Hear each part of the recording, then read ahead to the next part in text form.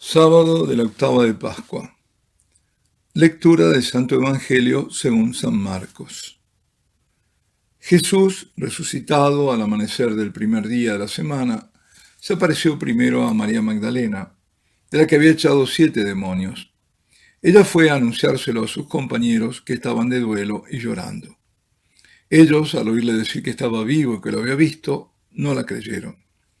Después apareció en figura de otro a 2 de ellos, que iban caminando al campo. También ellos fueron a anunciarlo a los demás, pero no los creyeron.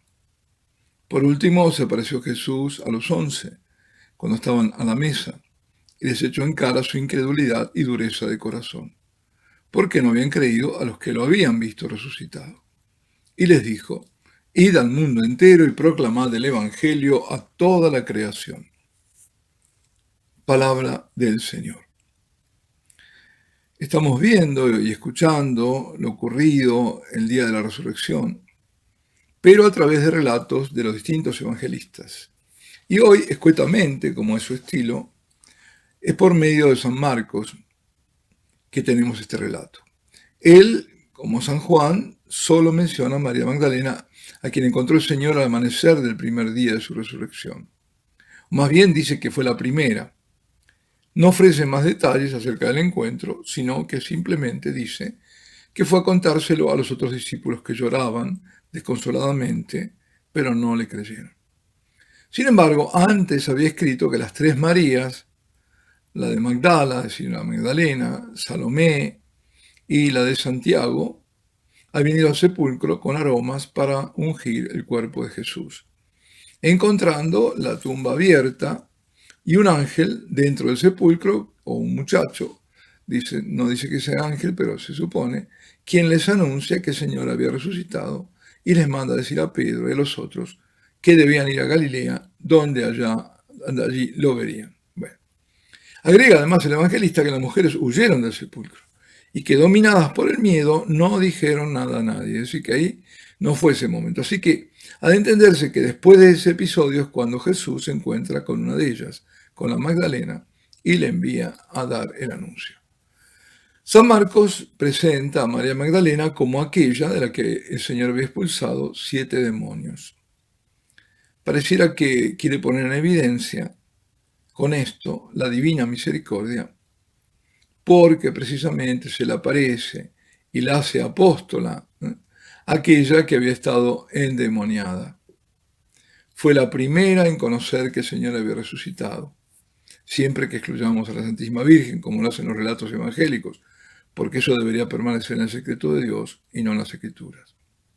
Y fue la primera en anunciar ella a los apóstoles la gran noticia. Sí, como lo hicieron muchos padres de la Iglesia, la identificamos con la María que estaba a los pies del Señor escuchándolo, y antes como la pecadora profundamente arrepentida que Jesús perdona, y que luego la vemos fidelísima discípula al pie de la cruz. Si así la vemos, entonces resulta comprensible que el Señor la haya privilegiado de tal manera. Ella va, cuenta, pero no creen. ¿Y por qué no creen? Pero no ya aquellos que no lo vieron resucitado, sino quienes sí lo vieron. Les costaba creer. María Magdalena no lo reconoce al principio, en verdad, solo cuando él pronuncia su nombre. Los de Maús tampoco caen en la cuenta quién es el acompañante del camino, y ni siquiera cuando está en la casa, sino cuando él parte el pan. En el relato de ayer, dice Juan, el evangelista, que no se atrevían a preguntarle quién era, y ya estaban con él comiendo el pescado, porque sabían que era el Señor. Es decir, estoy hablando de dos niveles diferentes. Uno, aquellos que no creían porque no podían terminar de creer, que les iban anunciando, y estos otros que lo habían visto y que les costaba darse cuenta. En el caso,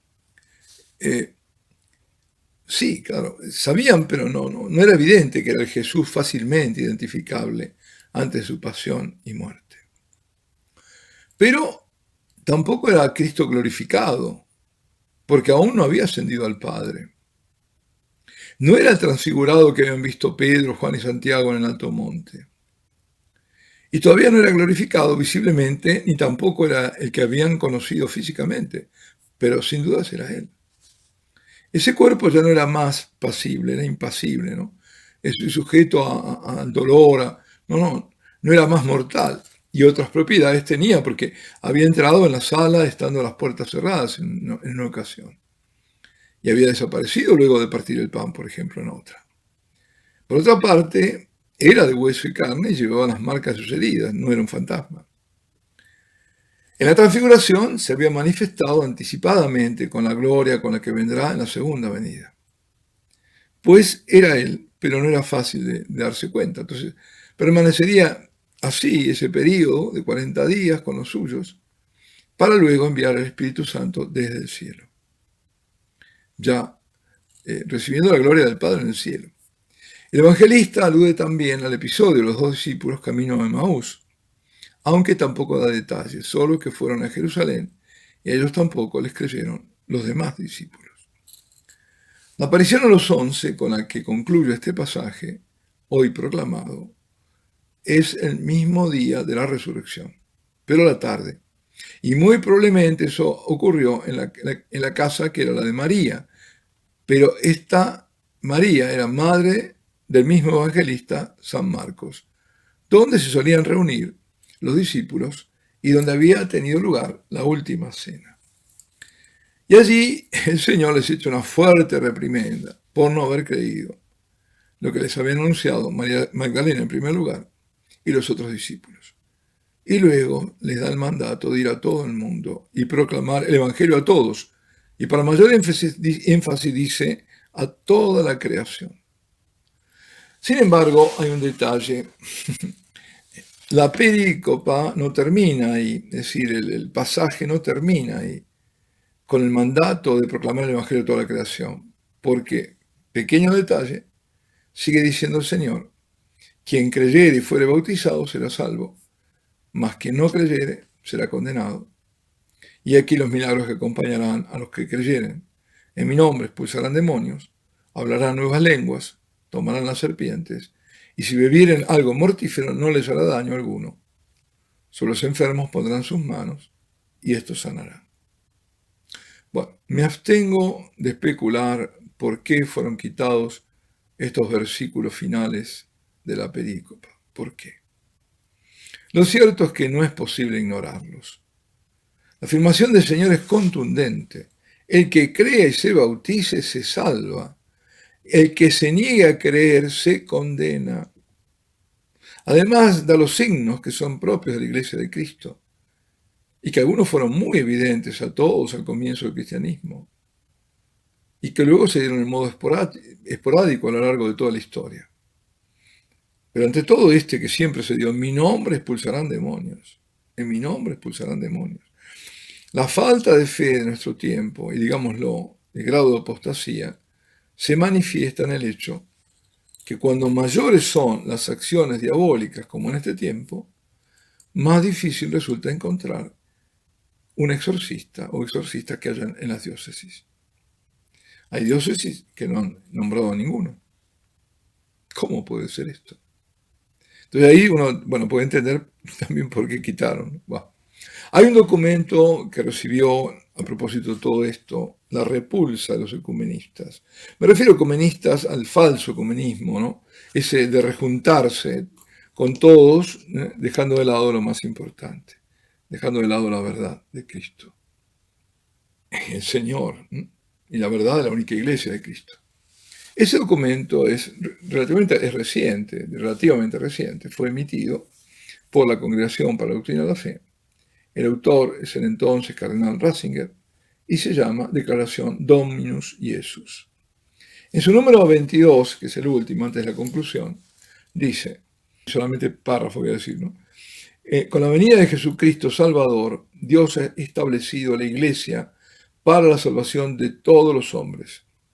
Esta verdad de fe no quita nada al hecho de que la Iglesia considera las religiones del mundo con sincero respeto, pero al mismo tiempo excluye esa mentalidad indiferentista marcada por un relativismo religioso que termina por pensar que una religión es tan buena como otra. Sin embargo, es necesario recordar a los hijos de la Iglesia que su excelsa condición no deben atribuirla a sus propios méritos, sino a una gracia especial de Cristo. Y si no responden a ella con el pensamiento, las palabras y las obras, lejos de salvarse, serán juzgados con mayor severidad. Luego dice, por ello el diálogo, no obstante forme parte de la misión evangelizadora, constituye solo una de las acciones de la Iglesia en su misión a gentes. Es decir, la misión hacia los que no son cristianos, y católicos sobre todo, el diálogo es solamente una parte. Le está poniendo en la dimensión que corresponde, porque según muchos, claro, la novedad del Concilio Vaticano II era dialogar y dialogar y dialogar y el diálogo y nada de anuncio.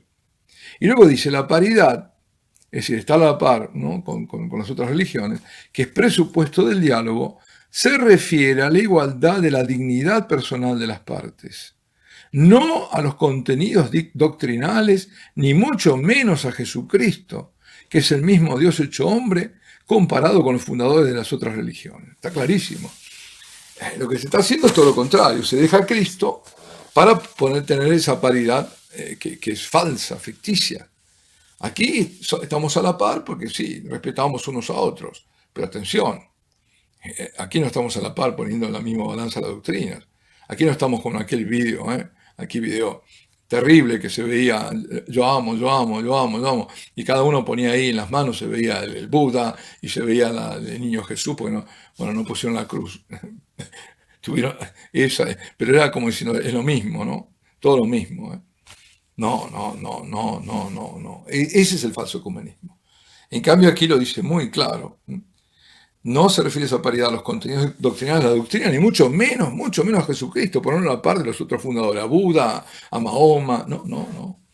De hecho, la Iglesia, dice, guiada por la caridad y el respeto de la libertad, debe empeñarse primariamente en anunciar a todos los hombres la verdad definitivamente revelada por el Señor y a proclamar la necesidad de la conversión a Jesucristo y la adhesión a la Iglesia a través del bautismo y los otros sacramentos para participar plenamente de la comunión con Dios Padre, Hijo y Espíritu Santo. Clarísimo, ¿no? Es decir, por eso tanto odio a esto, que incluso decían qué necesidad había. Claro que había necesidad. La pauta está en la reacción que hubo, tan contraria. ¿Por qué molestaba? Es decir, se estaba poniendo la verdad ahí. Es decir, atención, es como atajar hacia dónde estaban yendo, hacia dónde van. Cuidado, hacia dónde están yendo. Ese era esta declaración, por eso se llama Dominus Iesus, y es sobre la unicidad y la universalidad salvífica de Jesucristo y la Iglesia. Es decir, solamente el único Salvador y la única Iglesia es la de Cristo. Y la única salvación está en Jesucristo y en su Iglesia. Y esto es una verdad, además, para todos, universal, por eso dice, ¿no? Así que, cuidado. Ese es el tema de no patinar en estas cosas. Y es lamentable que lo hayan quitado justamente eso, esa parte que es cortar, fue cercenado la perícopa, es decir, esa parte fue cercenada.